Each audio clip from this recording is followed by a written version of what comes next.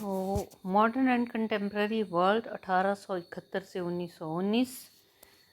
पहला जो इसका चैप्टर था उसमें हमने समकालीन और आधुनिक और समकालीन विश्व के बारे में पढ़ा।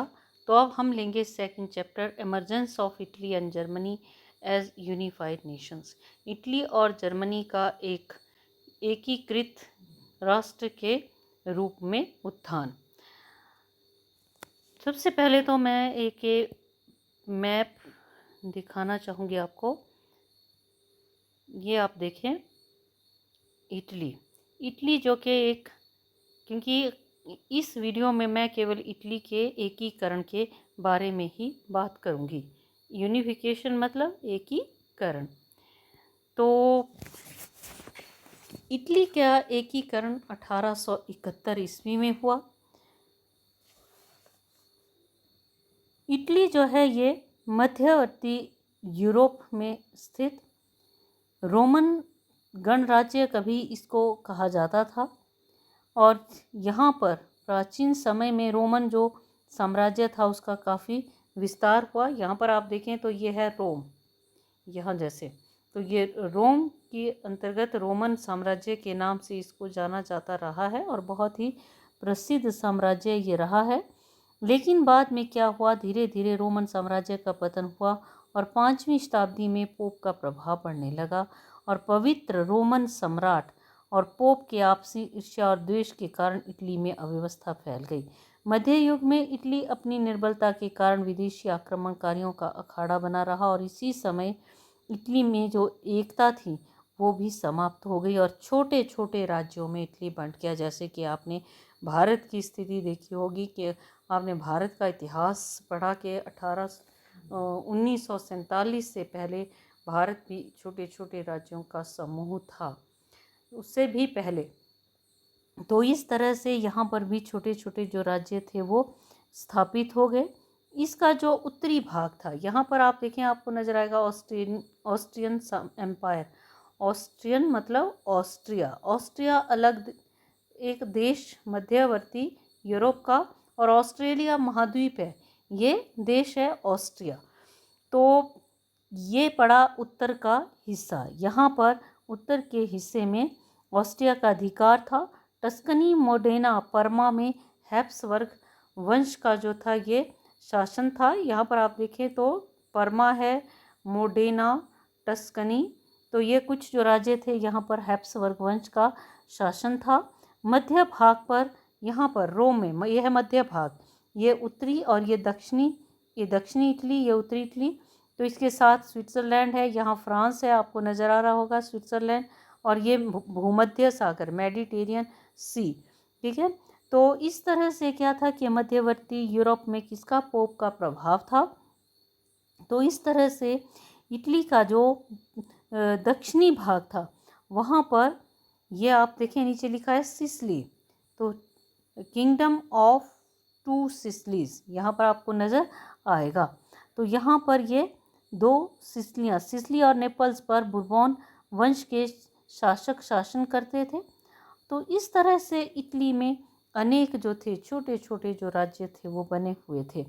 तो ये थी स्थिति जो थी इटली की, कब, ये उसके यूनिफिकेशन से, एकीकरण से पहले। तो इसके एकीकरण के लिए बहुत सी बाधाएं थी। जैसे कि मैंने कहा कि यहाँ की इस तरफ के जो राज्य थे वहाँ पर ऑस्ट्रिया का, ये ऑस्ट्रिया है, ऑस्ट्रिया का प्रभाव था। और इसी के साथ साथ एकता की कमी थी, शक्तिशाली सेना नहीं थी, राष्ट्रीय भावना की भी कमी थी। पोप का मध्यवर्ती यूरोप में इटली में राज्य था। और इसके साथ साथ ऑस्ट्रिया का एक प्रतिक्रियावादी नेता हुआ जिसका नाम था मेटरनिक। तो मेटरनिक की जो प्रतिक्रियावादी नीति थी उसने भी इटली को काफ़ी नुकसान पहुंचाया, क्योंकि वह नहीं चाहता था कि इटली के राज्य एक हों। अब लेंगे हम इटली के एकीकरण के लिए सहायक जो तत्व थे। सहायक तत्वों में सबसे पहले फ्रांस को ही हम याद करते हैं। ये इटली के साथ का लगता हुआ एक देश। तो फ्रांस में 1789 में 1789 में क्रांति हुई, पहली क्रांति फ्रांस में। और इस क्रांति के समय इटली संगठित नहीं था। तो इस क्रांति का ये जितने भी फ्रांस की तरफ के जो राज्य के पड़ते इटली के राज्य थे उनके ऊपर गहरा प्रभाव पड़ा और इन्होंने एक प्रकार से प्रयास किया कि ये भी खासकर जो ऑस्ट्रिया इत्यादि है उसके विरुद्ध आवाज़ उठाएं। इसके अतिरिक्त कार्बोनरी जो थी ये कुछ सोसाइटीज़ थी, इनकी भी स्थापना हुई। तो कार्बोनरी की स्थापना के फलस्वरूप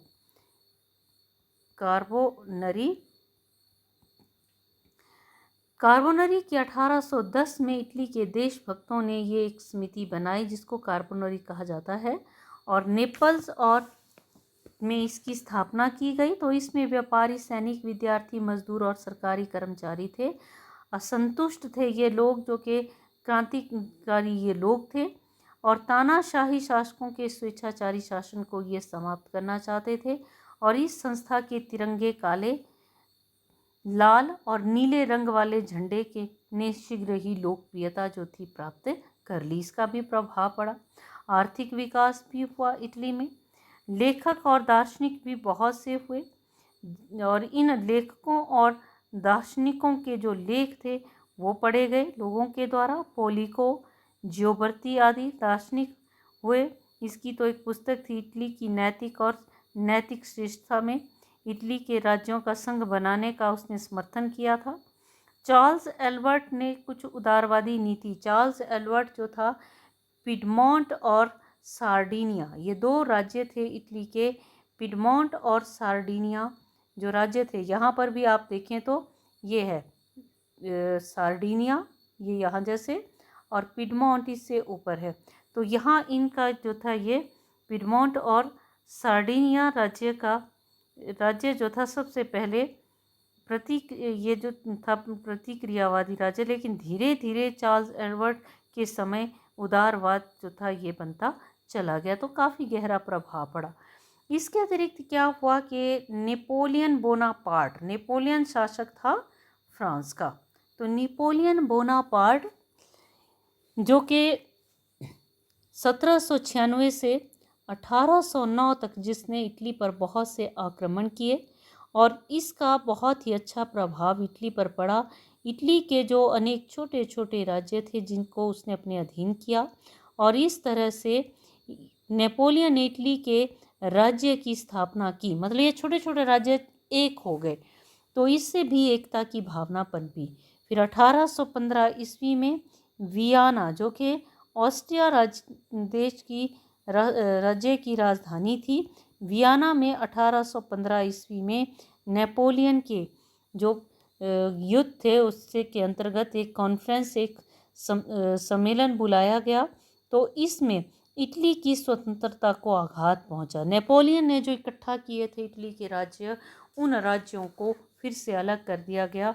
तो ये था एक शुरू का दौर जो कि हम देखते हैं 1815 ईस्वी तक का दौर, जिसमें कि इटली के एकीकरण के लिए कोई प्रयास तो नहीं हुए, लेकिन फिर भी कुछ जो थे एक प्रकार से भूमिका जो थी वो बनती जा रही थी। अब लेंगे हम इटली के एकीकरण के प्रमुख चरणों के बारे में।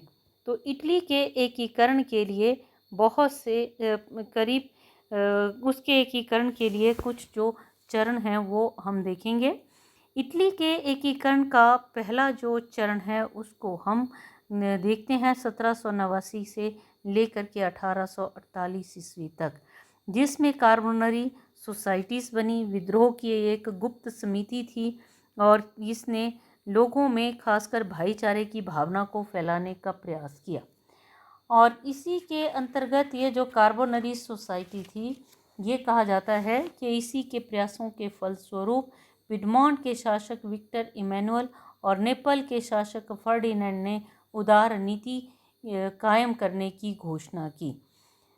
1830 ईस्वी में फ्रांस में दूसरी क्रांति हुई जिसको जुलाई क्रांति भी कहा जाता है और ये हुई 1830 ईस्वी में। इसका भी गहरा प्रभाव इटली के राज्यों पर पड़ा। इटली के जो राज्य थे ये कहा जाता है जिसमें पोप के राज्य, परमा, मोडेना आदि राज्यों में इससे विद्रोह हुए। फ्रांस में जो क्रांति हुई, ये पड़ोसी देश है इटली का। तो इससे क्या हुआ कि यहाँ पर भी क्रांति हुई और मेटरनिख जो कि ऑस्ट्रिया का चांसलर था उसके विरुद्ध आवाज़ उठने लगी। फिर है मैज़िनी और इटली। मैज़िनी जो है ये इटली का ही एक हम कह सकते हैं कि देशभक्त जो है ये हुआ, मैज़िनी जिसका नाम था। तो मैज़िनी ये है, ये मैंने एक तस्वीर डाली है, ये है मैज़िनी, ये आप देखें। तो मैज़िनी जो है इसने प्रयास किए, क्रांतिकारियों का साथ दिया, लेकिन इसको बंदी बना लिया और 6 महीने बाद इसको देश से बाहर भेज दिया। फ्रांस में ये गया और फ्रांस में जाकर उसने 1831 ईस्वी में यंग इटली, ये आपने एक नाम याद रखना कि क्वेश्चन आता है कि मैज़िनी ने कौन सी संस्था की स्थापना की। तो कौन सी संस्था? यंग इटली नामक उसने संस्था बनाई और इसकी बहुत सी शाखाएं इटली में भी खोली गई। भगवान, जनता और इटली इस संस्था का नाम, और इसकी बहुत गुप्त रूप से ये काम करती रही ताकि इसे कुचला ना जा सका। 40 वर्ष से कम आयु के युवक इस संस्था के सदस्य बन सकते थे। तो गणतंत्र की स्थापना करने के पक्षपाती था ये, और इस तरह से मैज़िनी ने काफ़ी जो है इस दौर में प्रयास किए। 1848 ईस्वी में जो फ्रांस है, एक और क्रांति हुई फ्रांस में 1848 ईस्वी में, तीसरी क्रांति। पहली क्रांति हुई 1789 में, दूसरी 1830 और तीसरी 1848 में। तो इसका भी गहरा प्रभाव पड़ा इटली के राज्यों के ऊपर। मेटरनिख को विवश होकर, जो कि ऑस्ट्रिया का चांसलर था, उसको इंग्लैंड भागना पड़ा और इससे प्रोत्साहित होकर इटली के देशभक्तों ने लंबार्डी और वेनेशिया में विद्रोह कर दिए। पिडमॉन्ट का शासक चार्ल्स एल्बर्ट ने क्रांतिकारियों का पक्ष लेकर लंबार्डी पर आक्रमण कर दिया। मार्च 1848 को ऑस्ट्रिया की सेना ने गोइटो के स्थान पर, ये कहा जाता है कि उसको ऑस्ट्रिया की सेना को पराजित कर दिया। और इसी के साथ साथ वेनेशिया में गणतंत्र की स्थापना हुई। पोप टस्कनी नेपल्स ने पहले चार्ल्स एल्बर्ट की सहायता का वचन दिया, लेकिन ऑस्ट्रिया के डर के कारण उन्होंने जो साथ देना था, साथ देने से इनकार कर दिया। और ऐसी परिस्थिति का लाभ उठाकर ऑस्ट्रिया ने पूरी तरह से इटली पर पूरे जोर से आक्रमण कर दिया। पिडमॉन्ट का शासक चार्ल्स एडवर्ड अकेला रह गया और इसलिए उसको ऑस्ट्रिया के साथ एक अपमानजनक संधि करनी पड़ी। लंबार्डी पर ऑस्ट्रिया का अधिकार हो गया और इस तरह से ये पहला प्रयास जो था इटली के एकीकरण का, ये सफल नहीं हो सका। तो इस तरह से ये पहला प्रयास जो था ये 1848 ईस्वी तक किया गया, लेकिन ये प्रयास ज़्यादा सफल नहीं हुआ। तो ये था पहला चरण। अब लेंगे हम दूसरे चरण के बारे में। इटली के एकीकरण में दूसरा जो चरण है वो 1849 ईस्वी में शुरू हुआ। सेकंड चरण में क्या 1849 में पिडमॉन्ट का शासक एल्बर्ट जो था वो राज्य छोड़ कर चला गया और उसके पश्चात जो शासक बना वो बना विक्टर इमैनुअल। विक्टर इमैनुअल ये इटली के एकीकरण को अपने हाथ में लेना चाहता था और उसका एक सौभाग्य था कि उसको एक अपन बहुत ही योग्य व्यक्ति मिल गया जिसका नाम था कावूर। ये उसकी कावूर की भी मैंने तस्वीर एक डाली है, ये कावूर और ये है विक्टर इमैनुअल। ये आप देखें, ये विक्टर इमैनुअल की तस्वीर मैंने डाली है, ठीक है। तो इन दोनों ने अब प्रयास किए ये सेकंड स्टेज में। तो कावूर खासकर जो कि देशभक्त था, इटली के एकीकरण इटली का करना चाहता था। 1850 में कृषि और व्यापार विभाग का उसको मंत्री बनाया गया। 1852 को इमैनुअल ने उसकी योग्यता से प्रभावित होकर उसको यहाँ का जो है अपने राज्य पिडमॉन्ट का उसको प्रधानमंत्री नियुक्त कर दिया। उसने पिडमॉन्ट की आर्थिक स्थिति को सुधारा और कृषि तथा उद्योग को भी प्रोत्साहन दिया। उसने कई योजनाएं बनाई, व्यापार को भी उसने बढ़ाया, रेल, सड़क और नहर इत्यादि निर्माण में भी उसने बहुत ही महत्वपूर्ण भूमिका निभाई। ऑस्ट्रिया और का सामना करने के लिए उसने एक बहुत ही सुव्यवस्थित जो सेना थी उसकी स्थापना की और 90,000 सैनिक जो थे इसमें शामिल थे। चर्च पर अपना प्रभाव स्थापित किया उसने, पादरियों को उनके विशेषाधिकारों से वंचित किया, राष्ट्रीय सभा की उसने स्थापना की और पिडमॉन्ट को एक आदर्श राज्य बनाने का हर तरह का उसने प्रयास किया। काफूर जो था ये बहुत ही योग्य राजनीतिज्ञ था और मैजनी की भांति आदर्शवादी, लेकिन वो नहीं था, अवसरवादी था। तो अच्छी तरह जानता था कि बिना विदेशी सहायता के इटली का एकीकरण संभव नहीं है। तो इसलिए उसने बहुत ही सराहनीय काम किए। ये कहा जाता है कि कावूर जो था वह एक ऐसे मित्र देश की खोज में था जो कि एकीकरण में इटली की सहायता करता। इंग्लैंड और फ्रांस उसके मित्र बन सकते थे, तो इंग्लैंड तब ऐसी स्थिति में नहीं था कि इटली की सहायता कर सकता था। दूसरा, इंग्लैंड इन अंतर्राष्ट्रीय संधियों को तोड़ने के पक्ष में नहीं था, तो फ्रांस ही अब उसका मित्र हो सकता था। तो फ्रांस की सेना जो थी वो शक्तिशाली भी थी और इस समय एक शासक था फ्रांस का जिसका नाम था नेपोलियन थर्ड। ठीक है, पहले नेपोलियन बोनापार्ट हुआ, अब नेपोलियन तृतीय या थर्ड। तो नेपोलियन तृतीय जो था वो फ्रांस का इस समय के दौरान शासक था और इसलिए कावूर ने बड़ी ही समझदारी से काम लिया।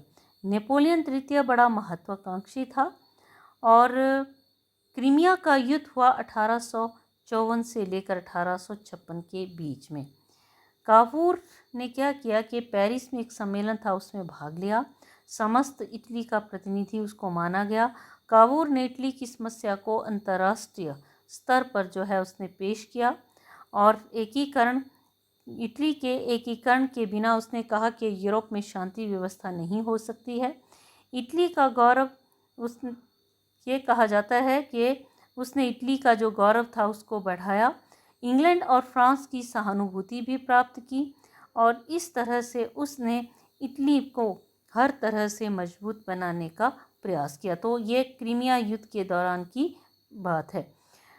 कावूर और एक प्लम्बियर्स का समझौता और लंबार्डी की प्राप्ति। ठीक है, फ्रांस के शासक नेपोलियन तृतीय को इटली के लोगों की इच्छाओं से सहानुभूति थी, तो क्योंकि वह अपना जो खासकर जब नवयुवक था या अपना जो साथ ही उस बचपन का कुछ हिस्सा उसने बिताया था कार्बोनरी सोसाइटी के साथ, तो राष्ट्रीयता के सिद्धांत का पक्षपाती। जुलाई 1858 को कावूर ने नेपोलियन के साथ प्लम्बियर्स के स्थान पर एक गुप्त भेंट की और उसके साथ समझौता किया, जिसमें कुछ समझौते के अंतर्गत लंबार्डी वेनेशिया जो है यहाँ से फ्रांस को निकाला जाएगा, तो जो ऑस्ट्रिया है उसको निकाला जाएगा और फ्रांस सहायता करेगा। जब जीत जाएगा तो लंबार्डी, वेनेशिया, परमा, मोडेना ये प्रदेश पिडमॉन्ट को दिए जाएंगे और सेवाय और नीस के प्रदेश फ्रांस को मिलेंगे। रोम पर पोप का अधिकार रहेगा। सिसिली के 2 भाग जो थे ये अलग राज्य बनेंगे। सभी जातियों को एक समान संगठित किया जाएगा। विक्टर इमैनुअल की लड़की थी जिसका नाम था क्लोथिल्ड का विवाह सम्राट के चचेरे भाई राजकुमार विक्टर जेरोम नेपोलियन के साथ किया जाएगा। तो ये जो थी इस तरह की संधि थी। तो कावूर ने ऑस्ट्रिया को उकसाने के लिए लंबार्डी की सीमा पर अपनी जो सेनाएं थी वो एकत्रित की। पिडमॉन्ट के शासक ने भी उसको सहायता देने का वचन दिया और इस तरह से ये कहा जाता है कि अब सेनाएं जो थी वो इकट्ठी हो गई सीमावर्ती क्षेत्र में। नेपोलियन तृतीय द्वारा ऑस्ट्रिया के विलाफ्रैंका की संधि कर लेने से कावूर विलाफ्रैंका की जो संधि थी वो की उसने ऑस्ट्रिया के साथ, जो कि नेपोलियन तृतीय था। तो कावूर इससे बहुत क्रोधित हुआ, तो उसने विक्टर इमैनुअल को ऑस्ट्रिया के विरुद्ध अकेले ही युद्ध करने के लिए कहा, लेकिन विक्टर इमैनुअल ने इनकार कर दिया। कावूर ने अपना जो रेजिग्नेशन था त्यागपत्र दे दिया। विक्टर इमैनुअल के समझाने पर उसने पद को फिर से संभाला। 1859 में ऑस्ट्रिया और पिडमॉन्ट के मध्य होने वाले युद्ध में पिडमॉन्ट जो था ये क्या हुआ कि जीत गया और मध्य इटली के मोडेना, परमा, टस्कनी के लोग जो थे उन्होंने भी अपने निरंकुश शासकों के विरुद्ध विद्रोह कर दिया। पोप के राज्य के उत्तरी भाग रोमेग्नस के लोगों ने भी अपने प्रतिनिधियों के विरुद्ध आवाज़ उठाई और ज्यूरिख की संधि जो थी ये भंग कर दी। फ्रांस और ऑस्ट्रिया इन शासकों को अपने राज्य में फिर से अधीन करना चाहते थे, लेकिन विद्रोहियों ने क्या किया, उनका साथ नहीं दिया और अस्थायी सरकार का निर्माण किया और पिडमॉन्ट के साथ मिलने की घोषणा जो थी वो कर दी गई। और इस तरह से विक्टर जो इमैनुअल था, ये कहा जाता है कि उसने नेपोलियन तृतीय जो फ्रांस का शासक था उसका वो समर्थन प्राप्त करना उचित समझता था। तो काबूर के साथ उसने बातचीत की। नेपोलियन ने जनमत के पश्चात क्या किया, जो एक दो जो डचियाँ थी यानी कि राज्य थे वो रह गए थे, उनको पिडमॉन्ट में मिलाना स्वीकार किया और बदले में काबूर ने सेवाय और नीस के जो प्रदेश थे वो फ्रांस को दे दिए। 1860 में लोकमत हुआ और डचियों के लोगों ने सर्वसम्मति से पिडमॉन्ट में शामिल होने का फैसला कर लिया और इसके पश्चात पिडमॉन्ट में इनको शामिल किया गया। तो टस्कनी, मोडेना, पर्मा, यहाँ पर मैं आपको अगर मैप में दिखाऊं तो आप देखेंगे कि किस तरह से ये जो